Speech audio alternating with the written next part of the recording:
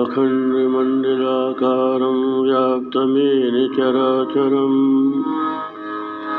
तत्पदं दर्शितं येन तस्मै श्रीगुरुवे नमः। गुरुर्ब्रह्मा गुरुर्विष्णु गुरुर्देवो महेश्वरा गुरु साक्षात् परं ब्रह्म तस्मै श्री गुरुवे नमः। ध्यानमूलं गुरुमूर्ति पूजामूलं गुरोर्पदं मंत्रमूलं गुरोर्वाक्यं मोक्षमूलं गुरुकृपा मोक्षमूलं गुरुकृपा। भवतापप्रणाशिन्ये आनन्दघनमूर्तये ज्ञानभक्तिप्रदायिन्ये मातस्तुभ्यं नमो नमः। मातस्तुभ्यं नमो नमः।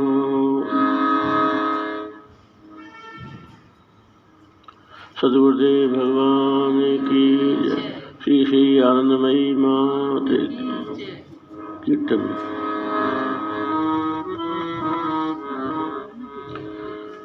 श्रीमन्नारायण नारायण नारायण श्रीमन्नारायण नारायण नारायण श्रीमन्नारायण नारायण नारायण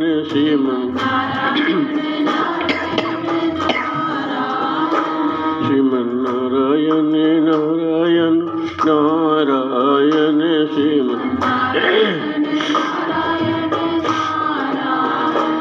श्रीमन्नारायण नारायण नारायण श्रीमन्नारायण नारायण नारायण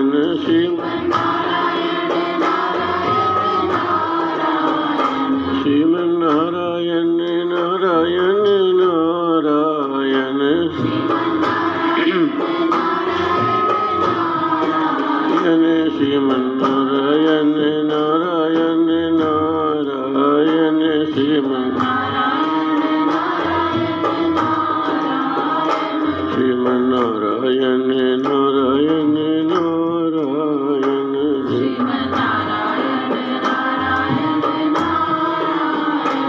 श्रीमन्नारायण नारायण नारायण श्रीमन्नारायण नारायण नारायण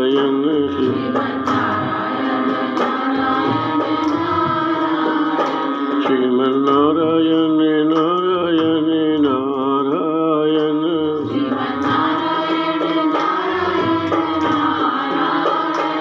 श्रीमन्नारायण नारायण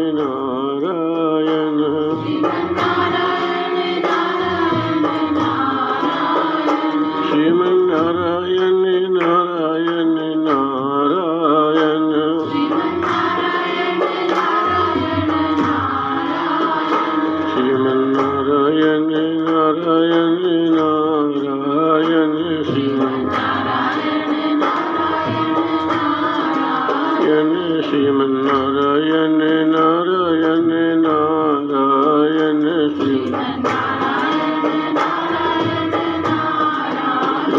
श्रीमन्नारायण नारायण नारायण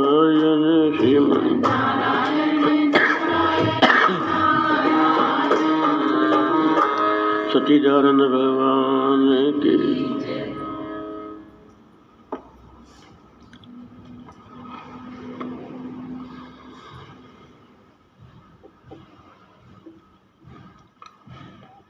पूर्व सत्संग में आत्मा परमात्मा ब्रह्म के विषय में बात हुई।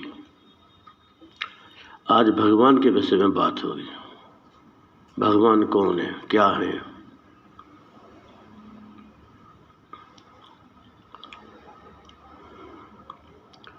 वेदांत का एक पक्ष है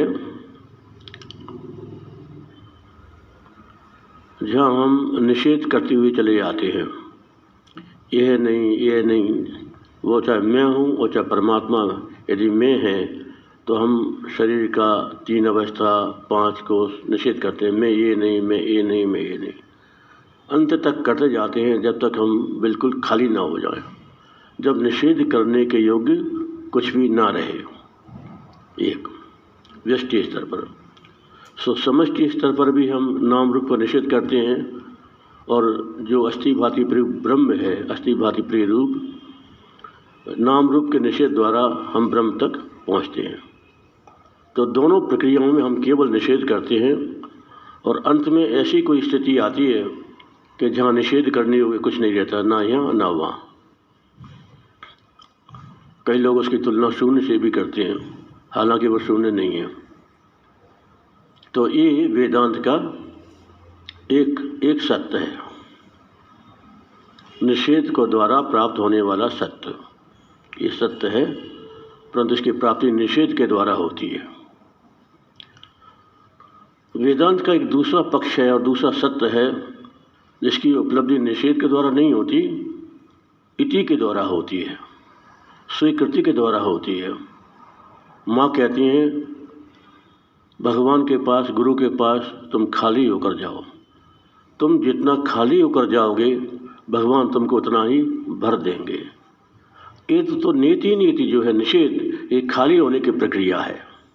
जब तक हम पूरी तरह खाली नहीं होंगे तब तक भगवान उसमें भरेंगे नहीं। तो वो कैसे होता है? क्योंकि जब हम निषेध करते हैं तो अपने आप को अकेला पाते हैं और किसी अज्ञात शून्य में खोया हुआ पाते हैं। लगता नहीं कि हमने कुछ पाया, कुछ मिला, बल्कि सब खोया ही खोया, सब कुछ मिटता चला गया, हमें कुछ उपलब्धि नहीं हुई। तो ये एक बहुत ही एक डिप्रेस करने वाली बात है, जैसे कहना चाहिए कि आप व्यक्ति को कुछ मिलता नहीं, बहुत कुछ आशा लेकर वो चलता है कि मुझे ये मिलेगा, मुझे ऐसा होगा, ऐसा होगा, और वहाँ क्या मिला?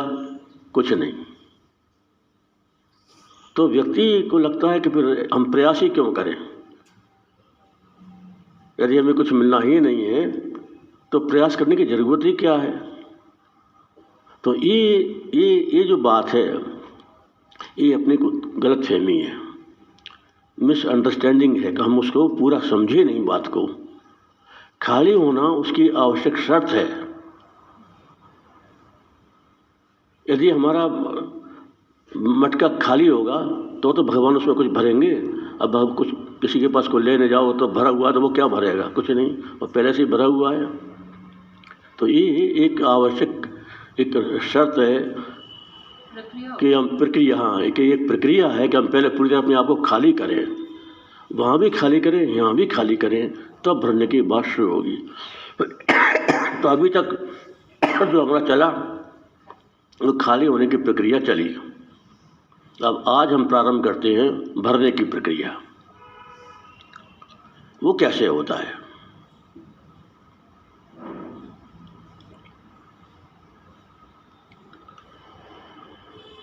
बहुत स्पष्ट है निषेध की प्रक्रिया। तो मैं ये नहीं हूँ, मैं शरीर नहीं, 5 कोष नहीं, 3 अवस्था नहीं, ये तो प्रक्रिया सरल है। तो वो प्रक्रिया कैसे होगी कि वो हम खालीपन भर जाए? तो इसके लिए जैसे शास्त्रों ने उपदेश दिया तत्वमसि, तू शरीर नहीं है, तू आत्मा है, ये प्रक्रिया खाली होने की बताई। तू ये नहीं है, तू वो है। तो ऐसा ही कोई वाक्य क्या शास्त्रों में है जो हमको भर दे? है। क्या है वो? सर्वम खलविदम ब्रह्म वासुदेवा सर्वमिति, सब ब्रह्म है, सब वासुदेव है, आत्मेव इदम सर्वम, ये सब आत्मा है। अहमेव इदम सर्वम, ये सब मैं आत्मा में ही हूँ। ये भरने की प्रक्रिया है। तो गुरु कहते हैं, माँ कहती हैं, सब कुछ मिटा देने के बाद तुमने जो पाया, अब उसी को सबके रूप में पा लेना है। लौट करके उसको पाओ। लौट करके कैसे पाओगे? हे भगवान, तुम ही हो। सब नाम रूपों में तुम ही हो। सब नाम तुम्हारे हैं, सब रूप तुम्हारे हैं। मुझे क्षमा करो कि मैंने आपको सीमित कर दिया अस्थि भांति प्रिय से। आप अस्थि भांति प्रिय हो, बात सही है, लेकिन आप केवल वही नहीं हो। आप सत भी हो और असत भी हो, चित भी हो और जड़ भी हो, और निरानंद भी हो और आनंद रूप भी हो। ये भरने की प्रक्रिया। तुमने जिसका निषेध किया वो सब, उन सब को आप भगवान के रूप में देखो।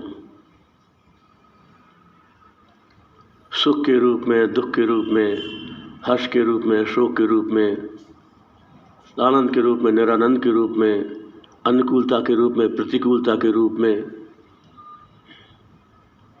सब रूपों में उनको देखने का प्रयास करो कि सब वही हैं। माँ कहती हैं जितने नाम उनके नाम हैं, जितने रूप हैं सब उनके रूप हैं, कहती हैं ना। अनात्मा कुछ नहीं रह गया। फिर अनात्मा क्या बचेगा? आत्मे विदम सर्वम, सब आत्मा ही है, तो अनात्मा क्या बचा? और माया क्या बची? जब हमने पहले भेद किया कि अस्थि भांति प्रिय ब्रह्म और नाम रूप माया, तो नाम रूप तो वही हो गए, तो माया क्या रही? अज्ञान भी वो है, ज्ञान भी वो है, विद्या भी वो है, अविद्या भी वो है। जिन तीन अवस्थाओं का हमने निषेध किया, जागृत, स्वप्न, सुषुप्ति, इन तीन अवस्थाओं के रूप में कौन है? वही है। तो निषेध क्यों? जागृत भी वो है, स्वप्न भी वो है, सुषुप्ति भी वो है। तो निषेध क्यों करें? अन्न में कोश वो है, प्राण में है, मनो में, विज्ञान में, आनंद में, पांचों कोश वही है। तो निषेध क्यों किया? जब तक खाली नहीं होगी तब तक हम इसको आत्मसात नहीं कर सकते, इसलिए निषेध किया। माँ ने एक जगह बोला था ना कि जो जो हम तुमसे ले रहे हैं वो वापस लौटा देते हैं। जो हम तुमसे लेते हैं तुमको वापस लौटा देते हैं। तो माँ ने पहले सब नाम रूप ले लिया और ट्रांसफॉर्म करके उसको भगवत रूप से, ब्रह्म रूप से लौटा दिया। ट्रांसफॉर्म हो गया, सब ट्रांसफॉर्म हो गया। दृष्टि चेंज हो गई ना। हाँ, अब हमारी दृष्टि माया की नहीं रही, अब हमारी ब्रह्म दृष्टि हो गई, भगवत दृष्टि हो गई कि भगवान तुम ही हो, कुछ और है ही नहीं है। फॉलोइंग और स्टिल इन डिप्रेशन। सब भगवान है, माँ की टीचिंग है। साक्षी चैतन्य, भावातीतम त्रिगुणातीतम सद्गुरुम तन्नमामि। भावातीत और त्रिगुणातीतम, भावातीतम, इधर इधर तीनों गुण, सब भाव वही, कोई नहीं, दोनों मिलकर एक। ये ज्ञान की पूर्णता है। दोनों मिलके हमारे बाबा। ये ज्ञान की पूर्णता है, दोनों एक हो जाते हैं। गुरु महाराज ने हमको निषेध करके वहाँ पहुँचा दिया जहाँ कुछ नहीं है, और माँ ने हमको वहाँ, अरे किसका निषेध? तुम ही हो, सब तुम ही हो, किसका तुम निषेध करोगे? तुम्हारे अलावा कुछ है ही नहीं है। तो अब क्या बचा? कहने सुनने कुछ बचते ही नहीं है। ये है पूर्णता। पूर्ण ज्ञान जहाँ है वहाँ निषेध करने योग्य कुछ नहीं रहता, केवल स्वीकृति है। तुम तुम तुम और कुछ नहीं, केवल तुम हो। त्वमेव माता च पिता त्वमेव, त्वमेव बंधु च सखा त्वमेव, और त्वमेव बंधु द्रविणश्च त्वमेव, और त्वमेव सर्वम मम देव देव। तो ही मोहि नाते अनेक मानिए जो भावे, ज्यों त्यों तुलसी कृपालु चरण शरण पावे। तो ही मोहि नाते अनेक, तो उससे मेरे अनेक नाते हैं, तेरे को जो अच्छा लगे। ये है भक्ति। ज्ञान के ऊपर भक्ति, ये ज्ञानोत्तर भक्ति, इसको बोलते हैं ज्ञानोत्तर भक्ति, परा भक्ति। और ज्ञान के पहले की जो भक्ति है वो भेद रूप नहीं है, वहाँ भेद है, वहाँ संबंध स्थापित होते हैं अलग अलग। लेकिन जब ज्ञानोत्तर जो भक्ति होती है, उस भक्ति में ज्ञान रहते हुए लीला, इसको बोलते हैं लीला, भक्त की और भगवान की लीला। यहाँ ज्ञान भी है लेकिन भक्त प्रेम भी है, भक्ति का प्रेम का रस भी है। ये ज्ञान के ऊपर की भक्ति है। माँ कहती हैं तुमने अपने आप को जान लिया कि सब वही है, सब तुम ही हो। उसके बाद भी अगर मान लो कोई ऐसा भगवान की विग्रह लेकर के उसकी पूजा करता है, पाठ करता है, तो इसमें क्या विरोध क्या है? तुम अपनी ही पूजा कर रहे हो ना, किसी और की तो नहीं कर रहे। अपनी पूजा, अपना पाठ, अपना ध्यान। ज्ञान के बाद भक्ति। तो जिसको सूखापन लगता है, रसहीनता लगती है, उसको ऐसी भक्ति का आश्रय लेना चाहिए कि सब वही है, उनके सिवा कुछ नहीं है। जिनकी हम पूजा कर रहे हैं वो भी वो हैं, जिन उपचारों से पूजा कर रहे हैं, गंध है, पुष्प है, धूप है, दीप है, नैवेद्य है, वो भी वही हैं, और जो पूजा कर रहा है वो भी वही है। पूज्य, पुजारी और पूजा के उपचार सब वही हो जाता है। माँ से किसी ने एक बार प्रश्न किया कि माँ पूजा कब तक करनी पड़ेगी, तो माँ ने क्या उत्तर दिया? जब पूज्य और पुजारी पूजा सब एक हो जाए तब तक पूजा करना है। हाँ, त्रिपुटी ले हो गई तो द्वैत कहाँ रहा? यहाँ त्रिपुटी समाप्त। बिना प्रेम के, प्रेम के साथी है। भगवान प्रेम स्वरूप है ना।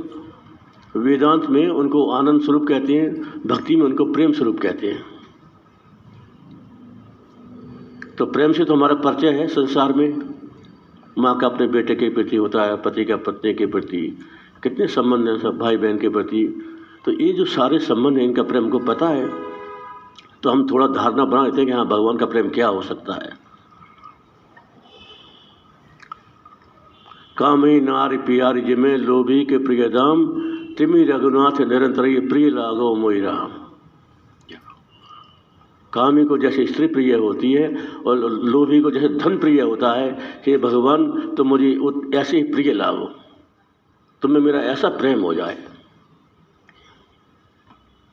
ये भक्ति है। तो एक चाहिए और निरंतरता भी चाहिए, तीव्रता और निरंतरता। निरंतरता और तीव्रता भी होगी। कामी नारी को प्यारी, उसमें तीव्रता है, और लोभी में निरंतर। हाँ, निरंतरता है। जिसको धन की लालसा है वो दिन रात धन की बात सोचता रहता है, कैसे मिले कैसे मिले कैसे मिले।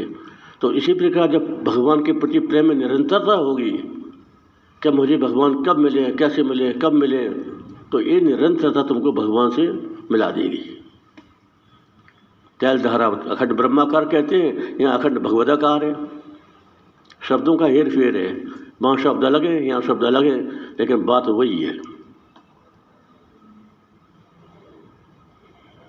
तो ये बात ध्यान में रखो। शरीर से सेवा, मन से भगवान का नाम, बुद्धि में निश्चय कि मैं आत्मा ही हूँ, और ये भी निश्चय कि सब भगवान ही है। और बाद में तुम कर्म भी करो तो उसी ब्रह्म बुद्धि से करो, भगवत बुद्धि से करो, सेवा करो तो भगवत बुद्धि से करो, और आत्मचिंतन करो तो भगवत बुद्धि से करो। अब एक बहुत गूढ़ बात तुमको बताते हैं, रहस्य की बात। पकड़ लो तो पकड़ लेना।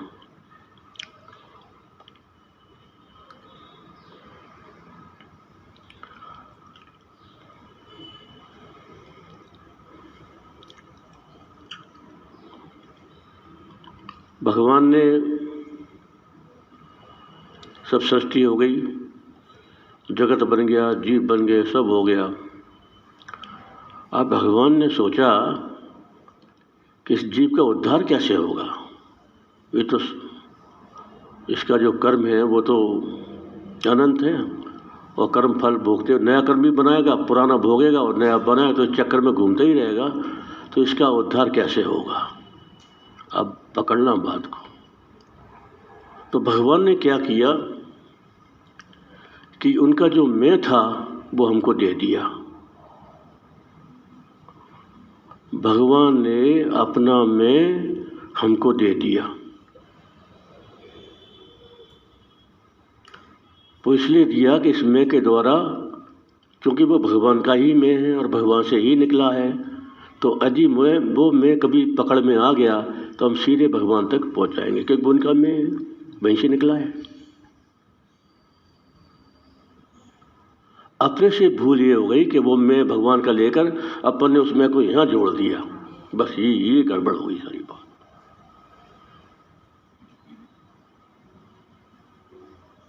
हम जो मैं करते हैं ना, ये भगवान का मैं, तुम्हारा मैं नहीं है। तुम भ्रम से उसको कहते हो कि मैं, कुछ नहीं, भगवान का मैं।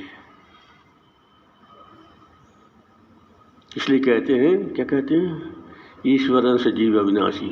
अंश हो गया ना, भगवान का जो मैं यहाँ आ गया और उसको हमने यहाँ जोड़ दिया, बस ये भूल हो गई। यदि हम एक भगवान की कृपा से कभी पहचान जाएं कि अरे मैं तो उनका ही है, वही कर रहे हैं सब, वही देख रहे हैं, वही जान रहे हैं, देखो बात पलट गई। मैं जानने वाला अलग हूँ, तो ये तो होगी जीव के ज्ञान की बात। जीव को जब ज्ञान होता है तो वो ये बोलता कि मैं स्थूल सूक्ष्म शरीर से मैं अलग हूँ, इनका दृष्टा हूँ, साक्षी हूँ, 3 अवस्थाओं का साक्षी हूँ, पंचकोशों से न्यारा हूँ। ये कौन है? ये जीव का मैं बोल रहा है, भगवान का मैं नहीं बोल रहा है। ये बात जब भगवान का मैं बोलता है तो वो क्या कहता है, ये भी मैं ही हूँ, ये भी मैं ही हूँ, ये भी मैं ही हूँ। ये 3 शरीर तो मेरे ही हैं, 3 अवस्था मेरी हैं, 5 कोश मेरे हैं, मैं ही देख रहा हूँ। किसको देख रहा हूँ? अपने आप को देख रहा हूँ। और जीव बोलेगा किसको? दृश्य अलग और मैं दृष्टा अलग, तो वो भेद को देखेगा।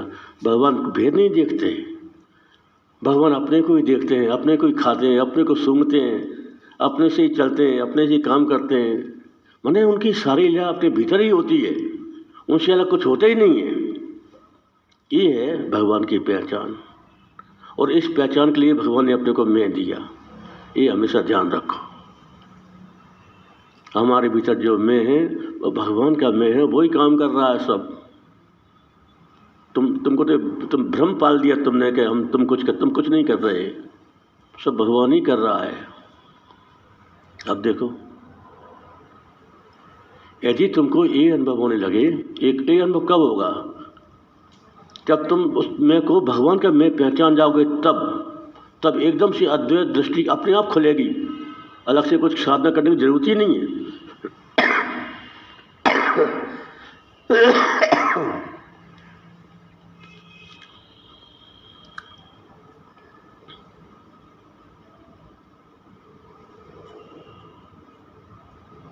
पहले अलग कर लिया, फिर अपने आप ही वो सब हो जाएगा। पहले अलग कर लिया और उसके को जो अलग किया उसको भगवान के चरणों में डाल दो कि ये तुम ही हो, जो अलग किया ना वो तुम ही हो और कोई नहीं है। मैं तो हूँ ही नहीं, मेरी कोई सत्ता ही नहीं है। अपनी सत्ता मिटाने के लिए हमने निषेध का आश्रय लिया था कि हमारी सत्ता मिट जाए। हमारी सत्ता मिटने के बाद भगवान कृपा करके अपना मैं जो पहले से था उसको अपने खोए हुए मैं में प्रकट कर देते हैं। अपने तो माँ कहती हैं अपने को खोकर अपने को पाना, ये है अपने को खोकर अपने को पाना।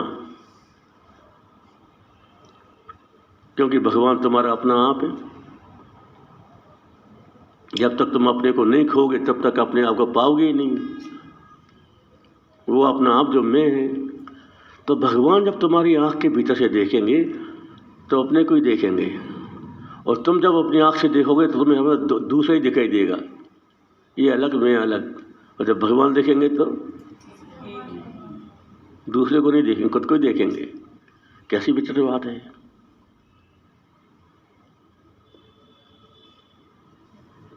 ये है भक्ति, ज्ञान के बाद प्राप्त होने वाली भक्ति, जो भगवान की कृपा से ही मिलती है।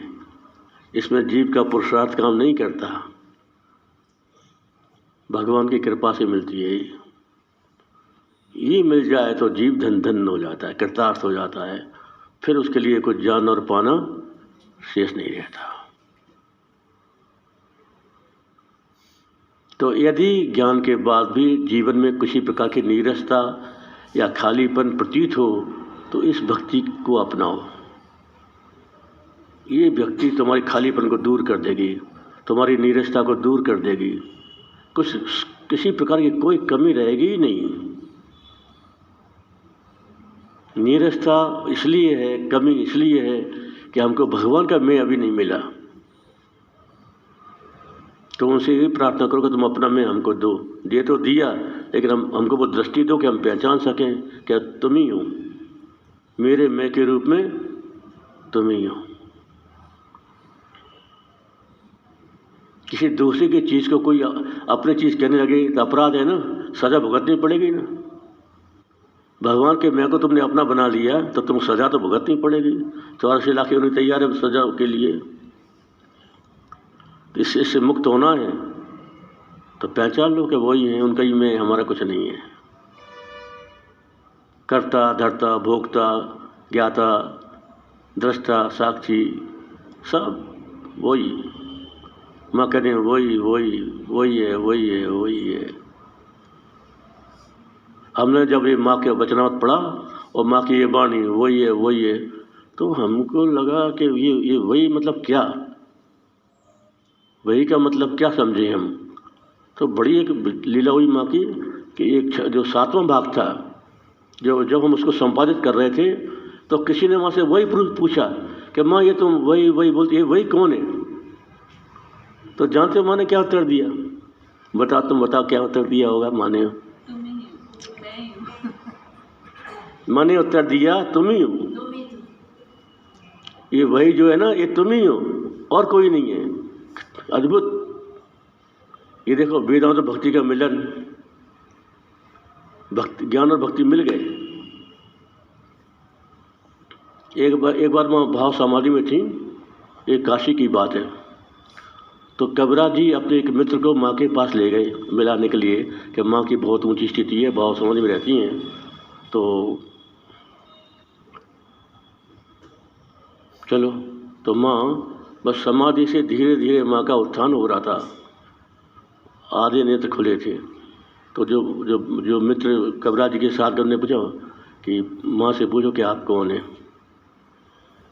तो उन्होंने कहा तुम ही पूछ लो। तो उन्होंने पूछा माँ से, माँ आप कौन हैं? तो माँ ने क्या उत्तर दिया? देखो समाधि से उतरते उत्तर दिया है माँ ने, बड़ा विलक्षण। माँ आप कौन है? मैं तुम हूँ, मैं तुम हूँ। माँ ने ये नहीं कहा वही हूँ, मैं तुम हूँ। देखो माँ की चेतना का तादाद में मतलब अलग कुछ है ही नहीं है। तुम पूछ रहे हो कि मैं कौन हूँ, तो मैं तुम ही हूँ। मैं तुम हूँ, तुम मैं हूँ। ये भक्ति, भक्त में और भगवान में कोई भेद नहीं रहता। अन्वय ज्ञान भक्ति हो गया कि? हाँ, अन्वय ज्ञान भक्ति हो गया। अन्वय ज्ञान मतलब सब भगवान ही है। ये तो क्या है कि देखो, जब कोई विचार के मार्ग से जाता है और व्यतिरेक करते करते फिर अन्वय में पहुंचता है, तो वो ये देखता है कि सब मैं ही हूँ या सब ब्रह्म है। अच्छा, यदि कोई भक्ति के मार्ग से पहुंचता है, पहले तो अपने को मिटा दिया, भगवान से संबंध जोड़ते जोड़ते जब मैं था तब तू नहीं, अब तू है मैं ना है, प्रेम गले की शांतिता में द्वैत न समाए। प्रेम की गली में द्वैत नहीं रहता, ज्ञान में भी नहीं रहता, प्रेम में भी नहीं रहता। तो क्या, हाँ, तो जब भक्ति के मार्ग से कोई भगवान तक पहुंचता है, व्यतिरेक से बता रहे थे। हाँ, व्यतिरेक किया तो अपनी सत्ता खत्म, उन्हीं की सत्ता भगवान की। और फिर बाद में भगवान ने जो सत्ता खत्म हो गई उसमें से अपना रूप प्रकट कर दिया। अपनी जो सत्ता खत्म हो गई, फिर भगवान को मौका मिल गया कि चलो अपना रूप प्रकट करो। तो भगवान ने अपना रूप प्रकट कर दिया। तो शिष्य को अपना अनुभव, भक्त को अपना अनुभव भगवान के रूप में होने लगा कि मैं तो हुई नहीं है, वो ही है। तो उसकी भाषा फिर ज्ञानी की नहीं रहती कि सब मैं ही हूँ, उसकी भाषा ये होती है कि सब तुम ही हो। ये एक्सप्रेशन का फर्क है, अभिव्यक्ति बदल जाती है उसकी। ज्ञानी की भाषा होती है सब मैं ही हूँ, और भक्त की भाषा होती है कि सब तुम ही हो। हालांकि भीतर वो यही जानता है कि मैं ही हूँ, लेकिन मुंह से नहीं कहता, मुंह से नहीं कहता। उसको लगता है मर्यादा भंग हो जाएगी भक्ति की, भगवान के आगे अपने को छोटा रखना ही अच्छा है। अपने बाबा का यही एक्सपीरियंस। हाँ हाँ, बाबा का तो याद है। और अभी जो माँ की किताब आई है ना नई, तो उसमें जो माँ की साधना का विवरण है, तो एक जगह माँ कहती हैं, इस शरीर को भीतर बोझ रहता था कि सब मैं ही हूँ, लेकिन बाहर मुंह से निकलता था तुम ही हो। मुंह से यही निकलता कि सब तुम ही हो, क्योंकि वो तो प्रेममयी माँ थी ना, प्रेम की मूर्ति थी, तो इसलिए उनमें कभी ऐसा नहीं है कि मैं ही हूँ, जो है तुम ही हो, ये निकलता था हमेशा। तो भक्त की वाणी से ये निकलता है। तो गोपियाँ भगवान में मिल गईं, एक हो गईं, और जब उद्धव उन्हें ज्ञान देने पहुँचे तो क्या बोली वो, उद्धव अभी तुम अपने ज्ञान की पोटली कहीं और निकालना, हमारे यहाँ जगह ही नहीं, हम कहाँ रखें इसको। भीतर से वो ज्ञानी थी, गोपियाँ भीतर से ज्ञानी थीं और बाहर से भक्त प्रेम था, भक्ति थी, ये फर्क है। तो भगवान अपने भक्त को कभी भी अज्ञानी नहीं रहने देते, बशर्ते वो भक्त हो। माँ कहती हैं जब तुम सब कुछ नहीं दोगे तो सब कुछ पाओगे कैसे। अगर उन्हें पाना है तो उनको सब कुछ सौंप दो, अगर थोड़ा भी बचा कर रख लिया तो उतने आंसू में वो तुमसे अनपाए हुए रह जाएंगे।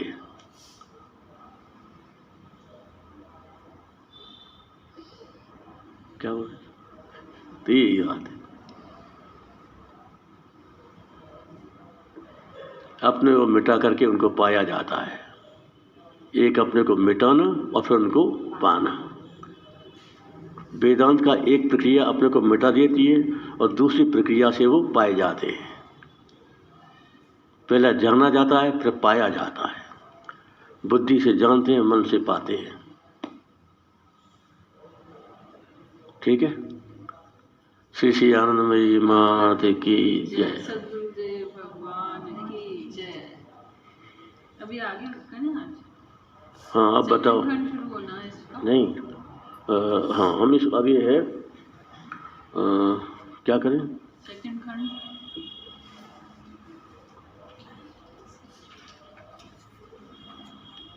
आज मूड नहीं है।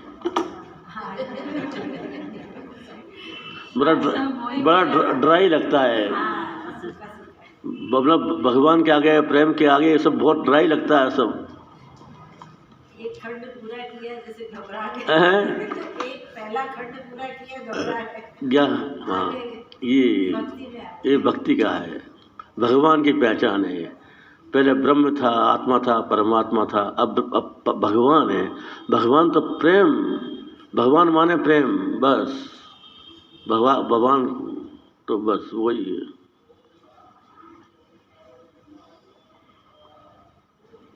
क्या टाइम हुआ? 3 बज गए हैं? 2:35। जल्दी कर ली।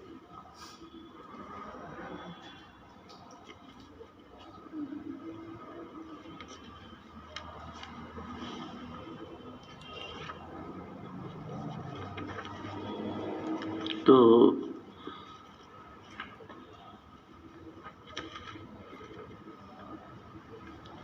ठीक है, इसे शुरू करते हैं, प्रारंभ कर देते हैं। बस निकालो प्रश्न 33।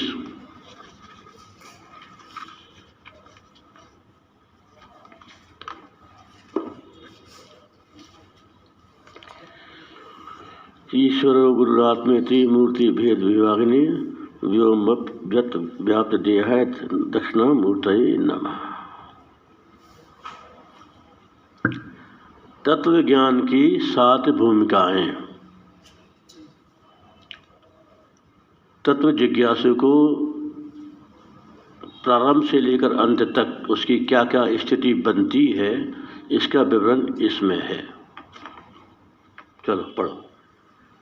प्रश्न, तत्व ज्ञान की भूमिका कितनी और कौन कौन सी हैं? उत्तर, पहली शुभेच्छा, हम बोलो।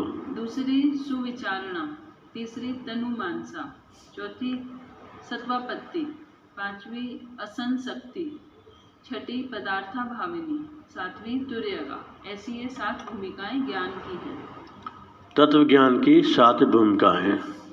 शुभेच्छा, विचारना, तनुमानसा, सत्वापत्ति, असंशक्ति, पदार्था भावनी और तुरीयेगा, ये 7 भूमिकाएँ।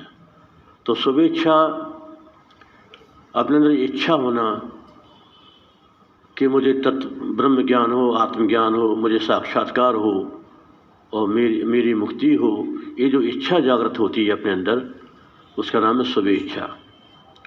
शुभेच्छा होने के बाद जब चूँकि वो इच्छा है और जिज्ञासा है तो गुरु की खोज करता है।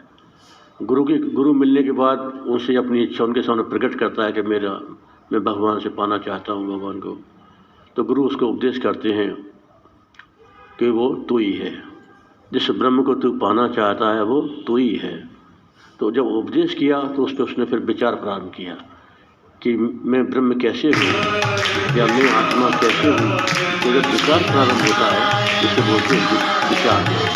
तो विचार दूसरी आई तनुमानसा। तनुमानसा करते करते कि विचार करते करते उसका मन मन सूक्ष्म, उसका मन सूक्ष्म हो गया। जो चीज़ें खत्म हो गई और उसकी वस्तु सूक्ष्म होने लगी, तनुमानसा, उसका मन सूक्ष्म हो गया और विचारों को गहरा डूब रहा है, ये तनुमानसा। और मतलब ये निधिध्यासन की अवस्था है, श्रवण मनन निधिध्यासन में आ गया वो। इसके बाद है सत्वापत्ति। सत्वापत्ति का अर्थ होता है सत्व माने आत्म तत्व, आत्म तत्व का अनुभव। सत्व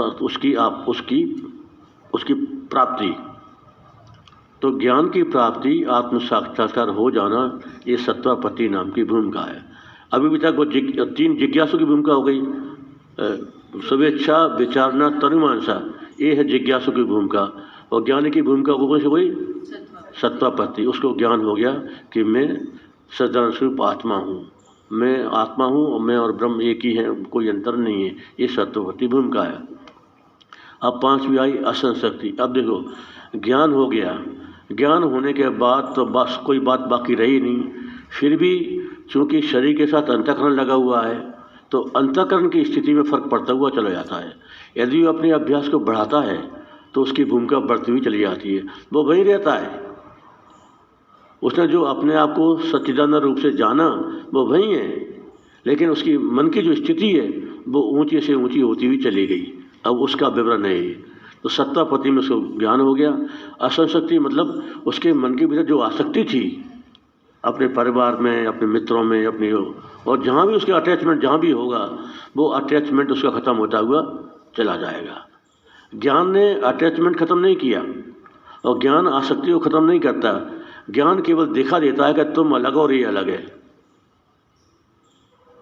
ज्ञान ने मन को अलग दिखा दिया कि मैं अलग हूँ, ये अलग है। ज्ञान यही करता है, कुछ भी ख़त्म नहीं करता, सब ज्यों का त्यों रहता है।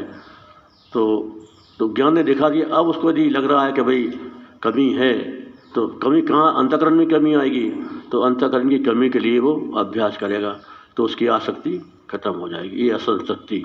इसके बाद होती है पदार्थ भावनी। पदार्थ भावनी का मतलब होता है पदार्थों का अभाव हो जाना।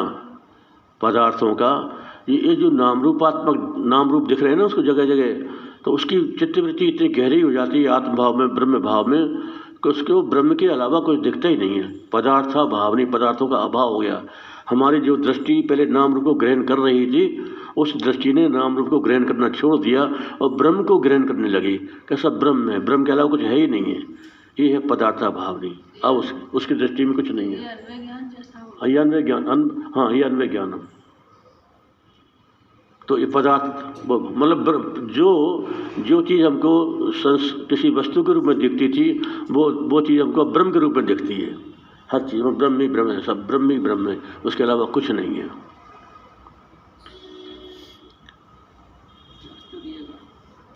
एक बार एक बहुत सिद्ध कोटि के संत त्रिवेणीपुरी जी महाराज, वो माँ के पास आए एक बार, तो वो स्थिति उनकी बहुत ऊंची थी। तो माँ ने अपने भक्त को इशारा किया, इनसे पूछो बाबा ये उनके हाथ में डंडा था कि बाबा ये डंडा क्या है, ये डंडा क्या है? तो त्रिवेणीपुरी जी, ये ब्रह्म है। और क्या है? ब्रह्म है। ये छठी भूमिका, मैंने वहाँ ब्रह्म के अलावा दिखता ही नहीं। ये पदार्थ भाव नहीं। अच्छा, और साथ में तुरीयेगा। तुरीय का जो भूमि है ये ज्ञान की सबसे ऊंची भूमि है। इसमें फिर वो पदार्थों का ब्रह्म रूप से देखना भी बंद हो गया। क्यों? वो क्या, उसकी वृत्ति समाप्त हो गई। ब्रह्म दर्शन जो होता है वो वृत्ति से ही होता है। अब वो ब्रह्म का दर्शन करने वाली जो वृत्ति थी, जो अंतःकरण था, वो समाप्त हो गया, खत्म। अब कुछ क्या दिखता है क्या नहीं दिखता है, बात ही खत्म, कुछ नहीं। जैसे व्यक्ति जब मतलब क्या, कुछ नहीं रहता है ऐसे में। हाँ, ऐसे में अब दूसरा उसको शरीर को संभाल ले तो संभाल ले, वो खुद तो अब उसको शरीर नहीं दिख रहा, तो क्या भोजन, क्या पानी, क्या सोना, क्या कुछ नहीं, सब खत्म उसके लिए पूरा व्यवहार शरीर का। उसको जीवन मृत्यु उसको मतलब ही नहीं रहा। उसके लिए ना जीवन है ना मृत्यु है, वो तो महामृत्यु को प्राप्त हो गया। ये ऐसी है सातवीं भूमिका, ये ज्ञान की अंतिम अवस्था। और ठीक ऐसी अवस्था भक्ति मार्ग में महाभाव है। महाभाव में भक्ति की मृत्यु हो जाती है। भक्ति की भाव में वो इतना वो हो जाता है कि उसको अपना होश ही नहीं रहता कि मैं कहाँ, क्या, खत्म, समाप्त। पागल जैसे हो जाता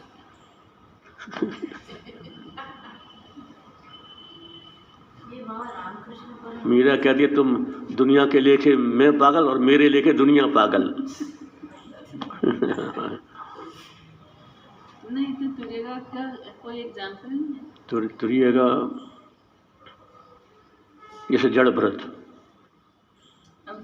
अवधूत पेड़ के नीचे बैठे हैं, बस बैठे हैं, नहीं तो किसी ने खिला दिया तो ठीक है, नहीं तो बैठे हैं तो। और दूसरा वो हाँ जड़ भरत का एक और आता है, जंगल में आग लग रही है, सामने जंगल है और वो उसी में चले गए, उनको होश ही नहीं कि मैं आग में जा रहा हूँ, शरीर जल गया, खत्म। माने उसमें सारा भेद मिट जाता है, क्या जल है, क्या पानी है, क्या हवा है, उनको पता ही नहीं चलता कहाँ क्या है। तो बाबा जब जल रहे थे तो एहसास नहीं हुआ कि नहीं, वो चेतना ही उनकी खत्म ही हो गई, उनकी चेतना समाप्त हो गई।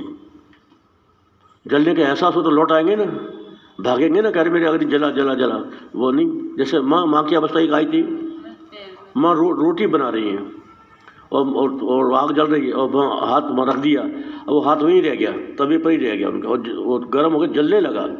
तो ये तुम किसी ने देख लिया तो क्या करती हो, क्या हटो हटो हटो, पकड़ के हटाया माँ के हाथ को, माँ को होश ही नहीं है क्या हो रहा है। तो ये अवस्था है तुरिएगा। बाबू जी को भी खा, बाबू जी के आसपास चिड़िया घूमती रहती थी और लाल चिड़िया, पर बाबू जी को कुछ होश ही नहीं रहता, वो भगाते भी नहीं। तो ये तुरिएगा, ये ज्ञान की 7 भूमिका है, शुभेच्छा से लेकर तुरिएगा तक। तो ये क्या, इसके जानकारी से ये फ़ायदा है कि यदि हम जिज्ञासु हैं और साधक हैं और साधना कर रहे हैं तो हमको ये पता चल जाएगा कि हम कौन सी भूमिका में हैं, अपन अपने आप को जान लेंगे। नहीं, हम मतलब शुभेच्छा तो हो गई, विचारना भी हो गई, अब हमारी निधि जासंगी चल रही है, हम भाई विचार कर रहे हैं, अभ्यास कर रहे हैं कि मैं आत्मा हूँ, ये निधि जासंगी तनुमान सा हो गई ना, ये चल रही है बस। अब ये जब गहरी हो जाएगी तो साक्षात्कार हो जाएगा, सत्वापत्ति आ जाएगी। चलो, शुभेच्छा नामक भूमिका किसे कहते हैं? उत्तर, तुम पढ़ते जाओ। अरे मैं मूढ़ क्यों रह रहा हूँ, शास्त्रों का अवलोकन करूँ, सज्जनों संतों के समागम से आत्मा को जानूँ, तीर्थों में भ्रमण करके देव दर्शन करूँ इत्यादि शुभ कर्मों के करने की इच्छा जो वैराग्य पूर्वक उदय होती है, उसे ज्ञानी जन शुभेच्छा नामक ज्ञान की प्रथम भूमिका कहते हैं। दूसरी, सुविचारना किसे कहते हैं?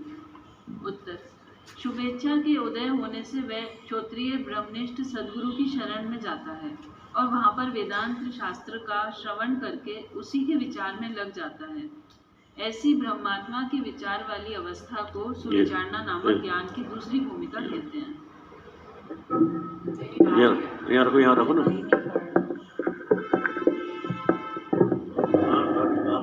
थोड़ा दूर प्रश्न, तनुमानसा भूमिका किसे कहते हैं? पूर्वोक्त दोनों भूमिकाओं के अभ्यास से जब इंद्रियों के विषय में राग क्षीण हो जाता है और मन अनात्माकार वृत्तियों को हटा हटा करके ब्रह्माकार वृत्ति की स्थिति करने लग जाता है, तब मन के सूक्ष्म होने से उसमें आत्म साक्षात्कार की योग्यता हो जाती है। ऐसी इस निधिध्यासन नाम की तीसरी भूमिका को तनुमानसा कहते हैं। तनुमानसा, मन सूक्ष्म हो गया। सत्वापत्ति किसे कहते हैं? पूर्वोक्त तीनों भूमिकाओं के अभ्यास तथा वैराग्य के प्राबल्य से जब चित्त शुद्ध होकर आत्मस्वरूप में स्थित हो जाता है, तब जैसे शुद्ध दर्पण में अपना मुख दिखता है, ऐसे ही शुद्ध चित्त में अहम ब्रह्मास्मि, मैं ब्रह्म हूँ, ऐसा अपने स्वरूप का दृढ़ साक्षात्कार होता है। इस भूमिका को सत्वापत्ति कहते हैं। असंशक्ति किसे कहते हैं? पूर्वोक्त चारों भूमिकाओं के अभ्यास से संसार के सभी पदार्थों से तथा शरीर से आसक्ति हटने वाली और अपने स्वरूप के चमत्कार से युक्त जो अवस्था अंतःकरण में आरूढ़ होती है, उसे असंशक्ति नामक पांचवी भूमिका कहते हैं।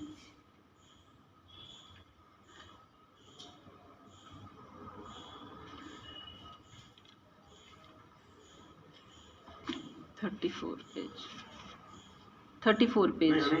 अच्छा। प्रश्न, पदार्था भाविनी किसे कहते हैं? उत्तर, पूर्वोक्त पांचों भूमिकाओं के अभ्यास से निरंतर अपने स्वरूप में रमते रहने से जब बाहर भौतिक पदार्थ और भीतर मन, बुद्धि, प्राण आदि के पदार्थों की भावना का नाश होने पर, अर्थात सब कुछ ब्रह्म ही है और कुछ भी नहीं है, इस प्रकार ब्रह्मात्म स्वरूप में पदार्थों का अभाव दिखने लग जाता है। इसी अवस्था को पदार्था भाविनी नामक भूमिका कहते हैं। तुर्यगा किसे कहते हैं? इन 6 भूमिकाओं के अभ्यास के अनंतर भेद की प्रतीति मिट जाती है और आत्मभाव में ही ज्ञानी एक निष्ठ हो जाता है। ऐसी अपने पराय की भावना से रहित द्वंद्वातीत अवस्था को तुर्यगा कहते हैं।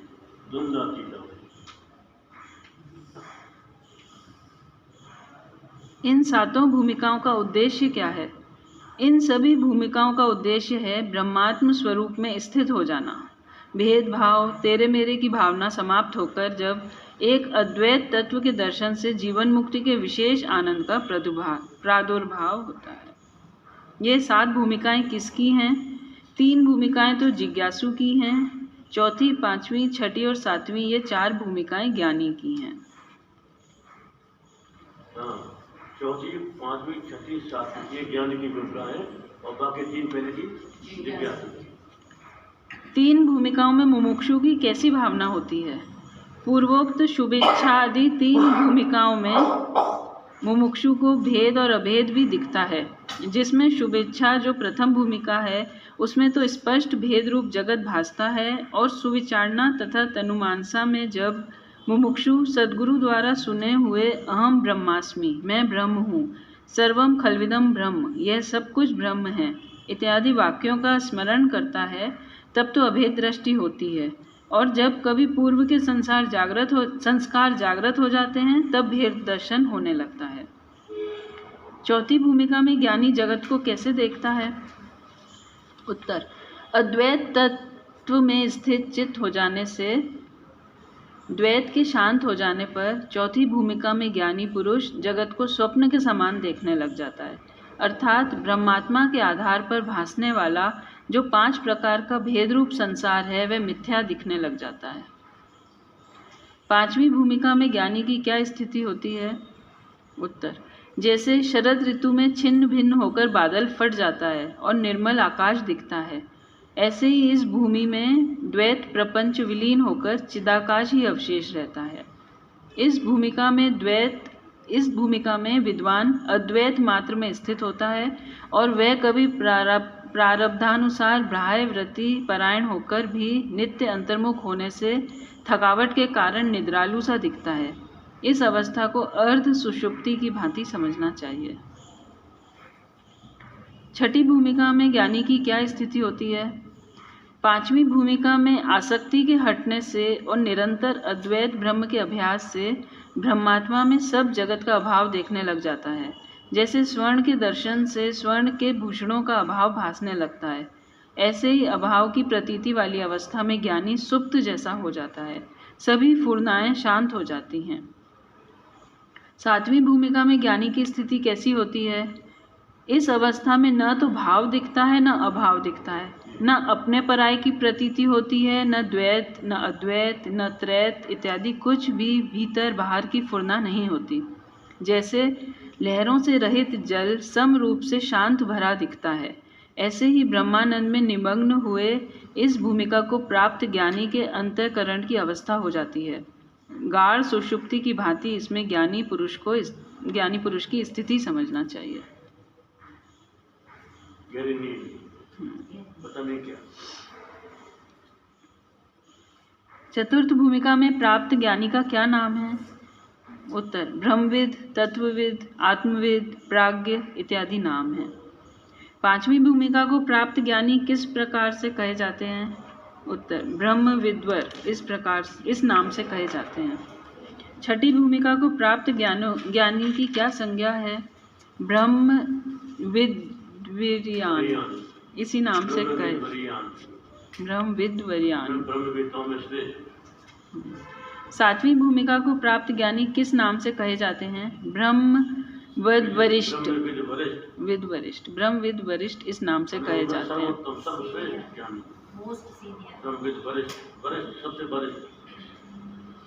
इन चार भूमिकाओं की स्थितियों को दृष्टांत द्वारा और भी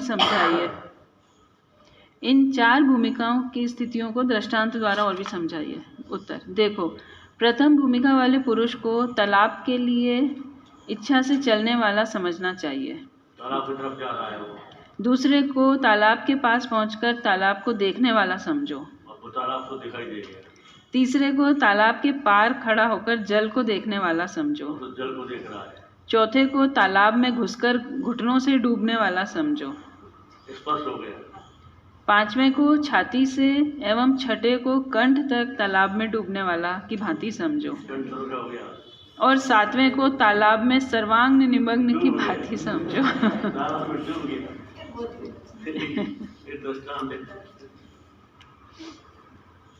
पूरा पढ़ लें क्या बाबा? पूरा पढ़ लें। ज्ञानियों की जो चार भूमिकाएं हैं उसमें क्या विशेषता है? ब्रह्म प्राप्ति में कुछ न्यूनता अधिकता है या मुक्ति में या जीवन मुक्ति के आनंद में? देखो, ब्रह्म प्राप्ति तो चारों को समान है, मुक्ति भी सबको समान है। सबको एक है, अनुभव में कोई फर्क नहीं है। अंतःकरण की स्थिति बदलती हुई चलेगी, अनुभव एक ही रहा। मुक्ति भी सबको समान है, किंतु जो जितने ब्रह्माकार वृत्ति में रहते हैं उतने ही वे ब्रह्मानंद में निमग्न रहते हैं। व्यवहार का विक्षेप उन्हें विशेष भान नहीं होता, अतः जीवन मुक्ति के आनंद में ही न्यूनता अधिकता समझो। प्रश्न, क्या एक ही ज्ञानी में ये चारों भूमिकाएं हो सकती हैं? अवश्य हो सकती हैं। जैसे गृहस्थाश्रम में गृहस्थियों के बैठक का स्थान अलग होता है, जहाँ पर सब बैठकर बातें करते हैं और अध्ययन, मंत्र जप, पूजा, ध्यान का स्थान भिन्न होता है, जहाँ पर सब नहीं जा सकते, तथा भोजनालय भिन्न होता है, जहाँ बैठकर भोजन करते हैं, और शयनगार भिन्न होता है, जहाँ पर एकांत शयन करते हैं। इन भिन्न भिन्न स्थानों में गृहस्थी लोग स्वेच्छा से आते जाते हैं। ऐसे ही ज्ञानी पुरुष भी इन भूमिकाओं में स्वेच्छानुसार आते जाते रहते हैं। अतः चारों भूमिकाएं एक ही ज्ञानी में हो सकती हैं। सब एक ही में हो सकती है, चारों भूमिका। किसी ज्ञानी का उदाहरण देवें। देखो, जैसे श्री शुक्रदेव जी हमेशा ब्रह्माकार वृत्ति में रहते थे, किंतु जब राजा परीक्षित शरण में आया तब चौथी भूमिका में आकर उपदेश दिया। अतः ज्ञानी महापुरुष स्वेच्छा से इन भूमिकाओं में आ जा सकते हैं, अवधूत होकर भी वापस लौट सकते हैं। अच्छा, ज्ञानी भगवान का संकल्प काम करता है, उनका तो अपना संकल्प कोई रहता नहीं है, लेकिन भगवान के संकल्प से उनका आना जाना। ज्ञान होने पर ज्ञानी का अनुभव कैसा होता है? मुझ सर्वव्यापी आत्मा में जन्म मरण नहीं है, यह तो स्थूल शरीर का धर्म था, मैंने भ्रम से अपने स्वरूप में माना था। आना जाना भी मुझ व्यापक एवं पूर्ण ब्रह्मात्मा में कहाँ है, यह तो सूक्ष्म शरीर का धर्म था, मैंने ब्रह्म से अपने में माना था। सुख दुख का भोक्तापन भी सूक्ष्म शरीर के अंतर्गत मन का ही धर्म था, मैंने भ्रम से अपने में माना था। पाप पुण्य का कर्तापन भी सूक्ष्म शरीर के अंदर बुद्धि सहित चिदाभास का धर्म था, मैंने भ्रम से अपने में आरोप कर लिया था। आहा, अब सद्गुरु कृपा हो गई, भ्रम निकाल दिया। मुझे अपने आप स्वरूप का अनुभव सद्गुरु देव ने करा दिया। अब तो मुझ में कुछ भी संसार धर्म नहीं है, किंतु मैं संसार का आधार और अधिष्ठान हूँ। सर्वत्र एक रस पूर्ण हूँ। न भक्त हूँ, न मैं ज्ञानी हूँ, न मैं पापी हूँ, न मैं पुण्यवान हूँ, न मैं कर्मी हूँ, न धर्मी हूँ, न मैं मर्मी हूँ, किंतु एक रस अपनी महिमा में स्थित ज्ञानियों का गेय हूँ, ध्यानियों का ध्येय हूँ। आहा, पूर्ण आनंद रूप हूँ। शिवोहम शिवोहम शिवोहम।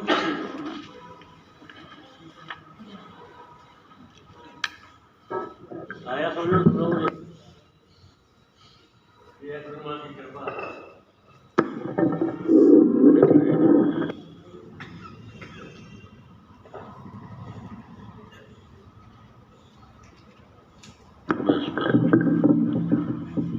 Page number 52।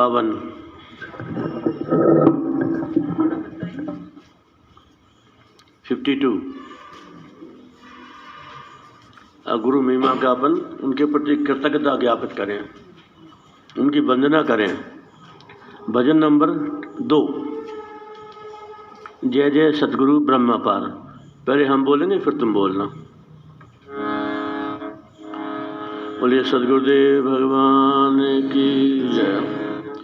जय जय सतगुरु ब्रह्म अपार, तुमको वंदन बारंबार। जय जय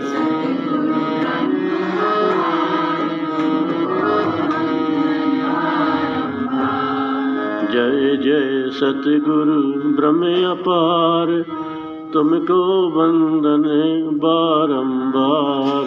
जय जय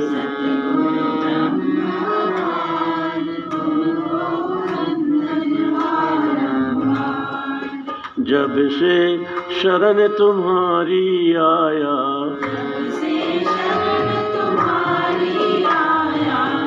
छूटा भव बंधन अरुमाया। कीनो भव सागर से पार, तुमको वंदन बारंबार। कीनो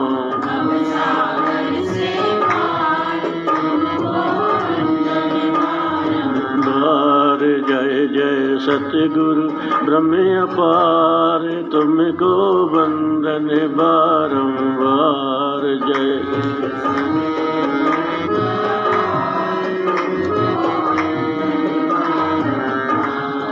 जब से गुरुवर की नींद आया,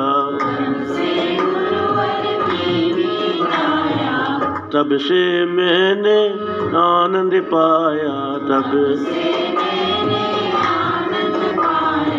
जाना प्रभु से सारे असार, तुमको वंदन बारंबार। जाना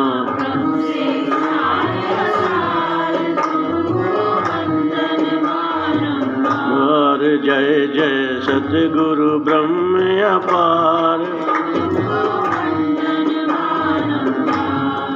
द्वैत भाव सब दूर हटाया। आप सब आप बताया। तू ही है सबका आधार, तुमको वंदन बारंबार। तू ही है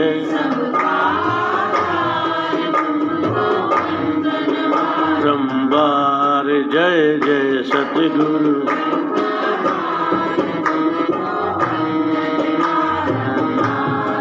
गुरु अखंड विज्ञान अनूपा, केवल है आनंद स्वरूपा। देखा अपने आप अपार, तुमको वंदन बारंबार।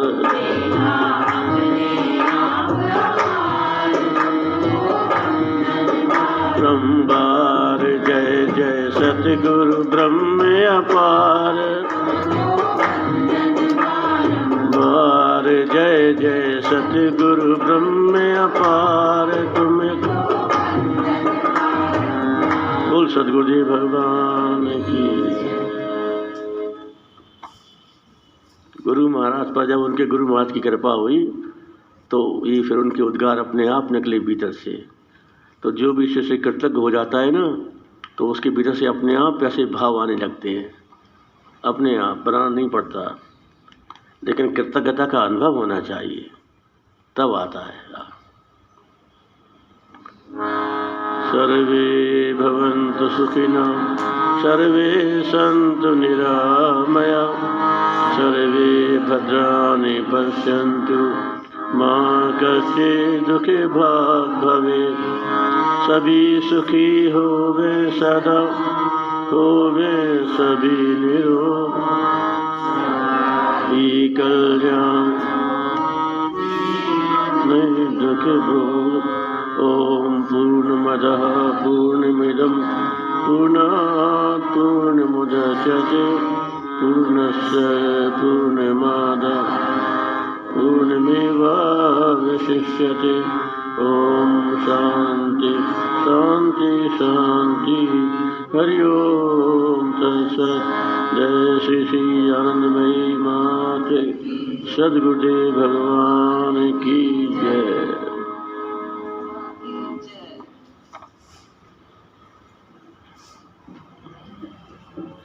हमारी तबीयत बहुत खराब है, सर्दी जुकाम खांसी दूर है ना, सब लोग पास मत आना। मैं दूर रहा हूँ, बाबा को बहुत खांसी हो गई और बुखार भी था। हमारी हिम्मत नहीं थी कि आज सत्संग होगा, लेकिन भगवान की इच्छा थी तो हो गया, और जोश भी आ गया। और अब फिर वो शुरू हो गया हमारा मामला गड़बड़ खत्म हो गया ना, फिर गड़बड़ शुरू हो गया मामला। चलो भाई प्रसाद दो, उठाओ, तुम बांटो, लो लो।